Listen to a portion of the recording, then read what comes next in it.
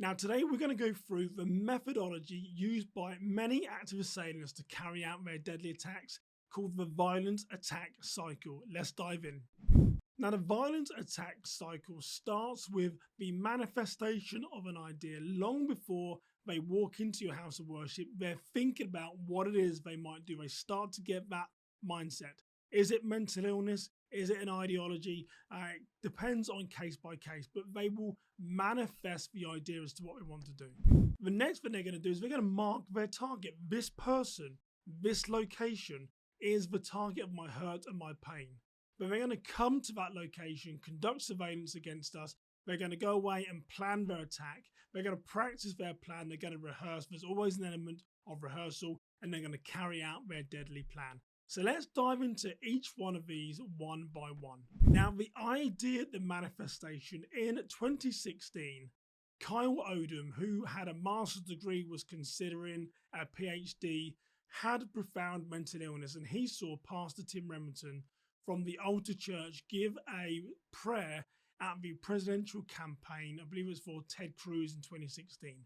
He manifested the idea that Tim Remington was a Martian and he needed to kill him. That's when he started to have these thought processes. He later has been treated for mental illness, but at the time that was a manifestation of his idea. And then Odom marked not only the Altar Church, but Tim Remington as his target.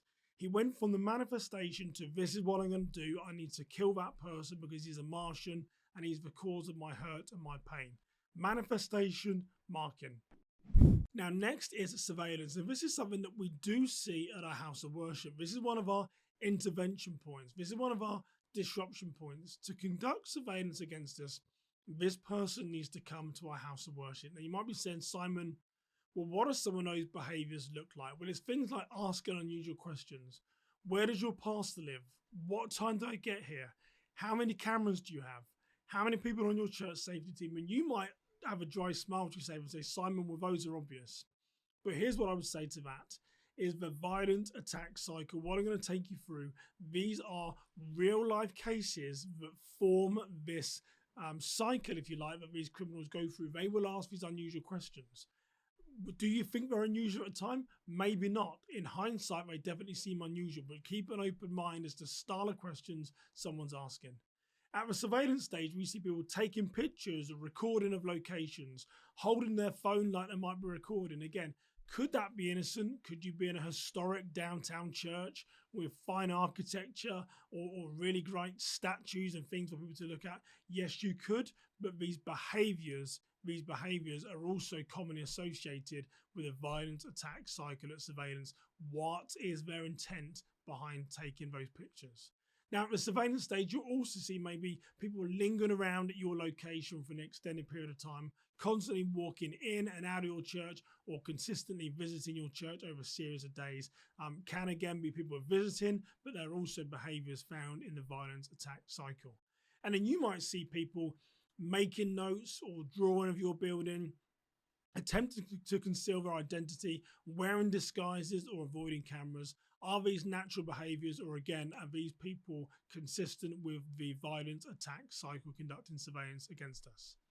Now, we had the manifestation of an idea, we had the marking, we had the surveillance. Now we go into the planning stage, and we don't see the planning.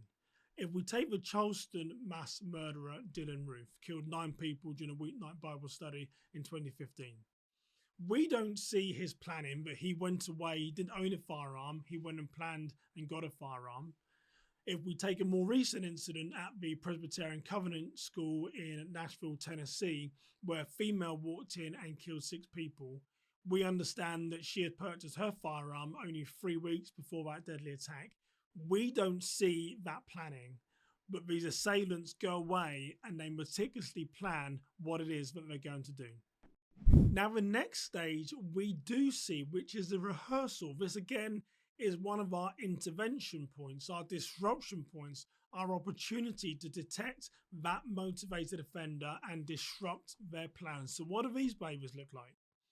Rehearsal then. These are people being found trying to get into restricted or private areas, gaining access to different parts of your building, leaving items unattended, sort of abandoning items.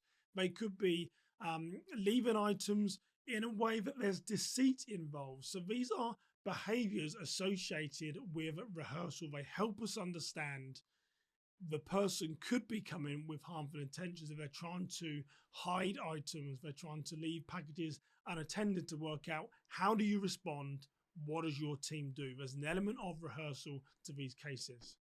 Now you might be asking, Simon, well, what is the difference then between an assailant coming to rehearse their plan as opposed to someone who's going to execute their plan?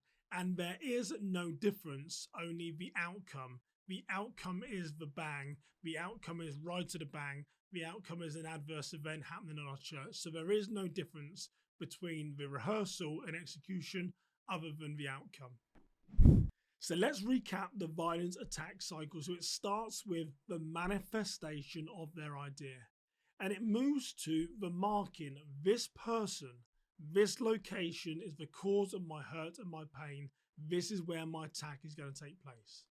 They then need to go away and plan their attack. I gave you a couple of examples of Dylann Roof, the Charleston mass murderer, the recent incident at the Presbyterian Church in Nashville. They didn't own firearms. They went away and planned their attack. They'll plan their attack meticulously.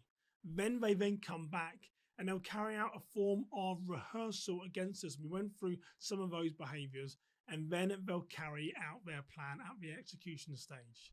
Now, so to remember, the intervention points for us are found in the surveillance and the rehearsal. We went through some of those behaviors. It's really important you understand the surveillance and rehearsal. There are intervention points. Now, I want to just remind you that in a church setting, those behaviors could be people that need our help, that we can lead closer to Christ. And the way that we can identify those is to ask questions in what I call conversational interviewing. So before I leave you, I really want to tell you about our threat detection course that we have. Now, in this course, there's over 3 hours of teaching that covers risk assessment, how to identify suspicious behavior, how to identify those that could be carrying out surveillance against us, and it gives you many, many tips and tools as to how to conduct a conversational interviewing to find a person's intent. If you're interested in that 3-hour course, I will drop a link below. I would love to see you on the inside. But for now, you stay safe, you have a blessed day, and I'll see you next time. Take care, everybody.